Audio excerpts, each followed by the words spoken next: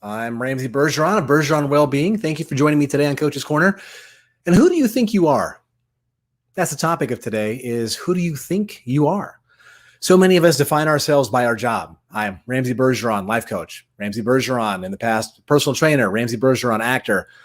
But when we really dial it down, who do we really think that we are? This was a question that really kind of started me on my journey to self-discovery about 3 years ago. I had an acting coach and we had an assignment, and I'm going to share kind of with you today what it was. And he said, I want you to write down on a sheet of paper, this is who I am. And then in about 2 paragraphs, write who you are. And once you're done with that, and it's much deeper than I am Ramsey Bergeron, I am a life coach. It's so much deeper than that. Like, who are you? Adjectives. Like, I'm a caring individual. I am a loving husband, things like that. And then once you're done writing those 2 paragraphs out, show them to the people that know you the best. And without telling them who it is, and clearly don't put your name on it, and say, well, who do you think this is? And if they either don't know or don't think that it's you, maybe you have some soul searching to do. We think we have this idea in our head of who we are and the values that we hold true and that we want to embody. But sometimes we don't. We've lost sight of who we really are. One of the problems is labels.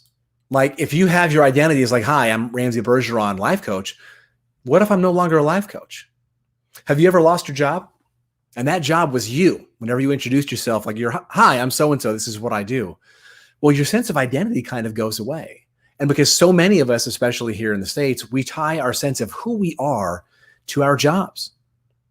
And your life is so much more than that. At least I hope it is. And if not, again, time to do some more soul searching.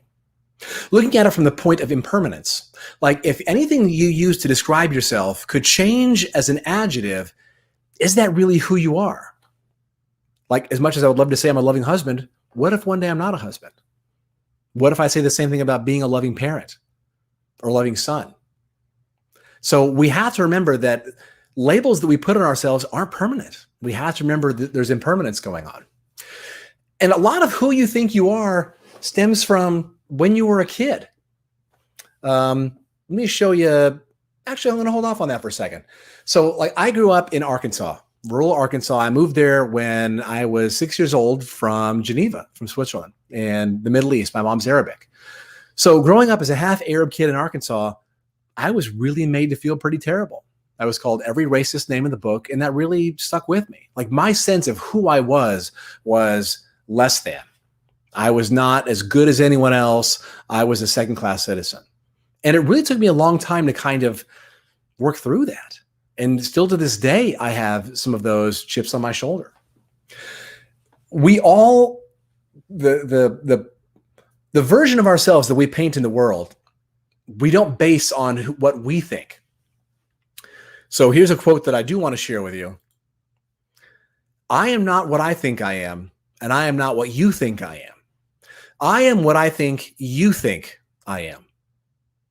Now, I know that sounds like a little bit of a tongue twister, but think about it. We don't live our lives based on who we think we are. We base it on what we think other people think we are. I'll give you an example. I went for a hike. I like to go hiking at 3 a.m. And if I tell one of my clients that or one of my friends that, like, why? Why do you want to do that? Well, because I want to. I'm starting to try to live my life more authentically for things that I value and the way that I want to live. How many times do you try to get a consensus of people before you do something? If I went around and polled my friends, like, hey, do you think I should go hiking at 3 a.m? Or do you think I should take my dog and go up and go camping this weekend? Well, why am I asking them? They're not going. Like, it's interesting gossip to them, but it's my life. What am I doing that's true to me? And so many of us don't live like that. So many of us are so concerned about what other people think, and we want to fit the role that we think that we have in their eyes. 4 years ago, I was fortunate enough to be a sponsored spokesperson for a national nutrition company. And I was in 40 million newspapers one Sunday. And do you want to know what I was doing that day? I was playing Dungeons and Dragons and eating like crap with my friends. And that's who I am. Like, I'm a big nerd. And that's a part of my personality. Yeah, I like to be fit. I like to work out also. But I spent so much of my life denying the things that I value and the things that I enjoy based on what I thought other people thought that I should be. And I still do it to this day. It's something that I still have to work on. I'm trying to live more authentically and be the best version of myself.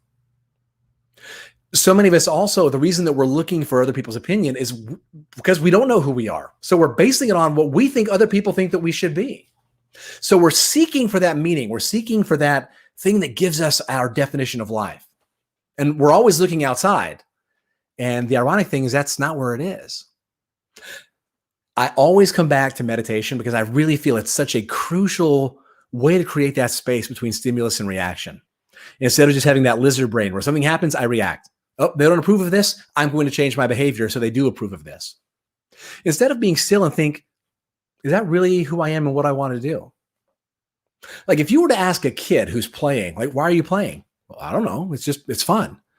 That's how you should live your life. Like, what do you want to do? Be it in your job, in your relationship, like who do you want to be with? And who you surround yourself with is just as important because you are the sum of the 5 people you spend the most time with. You spend your time with smokers, odds are higher you're going to smoke. You spend your time with people who meditate, odds are you're going to have a higher value of enlightenment. You spend your time with people who get drunk every weekend? Well, you know the rest. So who do you want to be? And how do you surround yourself with a circle of people who can help bring out who you are? Back to an earlier point I made about looking for things outside of yourself. Someone had asked Michelangelo, the sculptor, like, how do you see David in that piece of, I think he did carve David, right? How do you see the statue in that piece of marble? Like, I just look at it and I see a rock. And his answer really, really changed the way that I look at things. This is what he said. The sculpture is already completed within the marble block before I start my work. It's already there. I just have to chisel away the superfluous material. Who you are is already inside of you. The best version of you is there. You've just got to get away all that excess crap that's in the way. Dig away what other people think you should be doing. Dig away what your parents, society, whatever it is, whatever they think that you should be doing that's not you, get rid of it. Listen to who you are. You are that sculpture that's inside the block of marble that is who you're pretending to be. Just peel back the layers and find it. Because you have to ask yourself, are you congruent with who you want to be?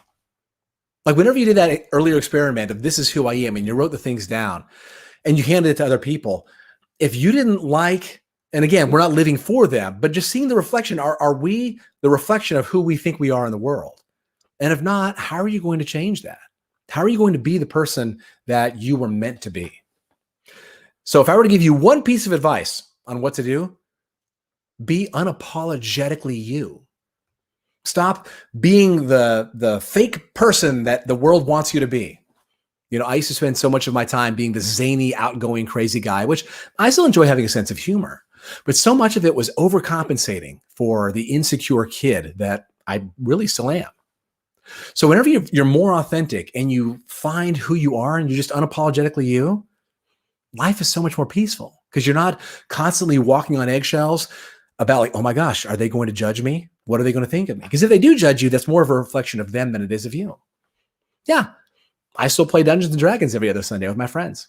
I love it. They live across the country. We play online. It brings me so much joy. I enjoy using my imagination. Yeah, I like to work out. Am I a couple pounds heavier than I would like to be? Maybe. But I'm okay with that because I'm accepting who I am. I will never be perfect. All I will be is Ramsey. And it will take my whole life to maybe find out who that is. And that's okay. Because it's not anyone else's definition of who I am. It's who I am. So if you found any of this valuable, please let me know. Make sure you subscribe to this on Facebook or on YouTube. And thank you so much for watching. And hopefully I'll see you next week. I appreciate it.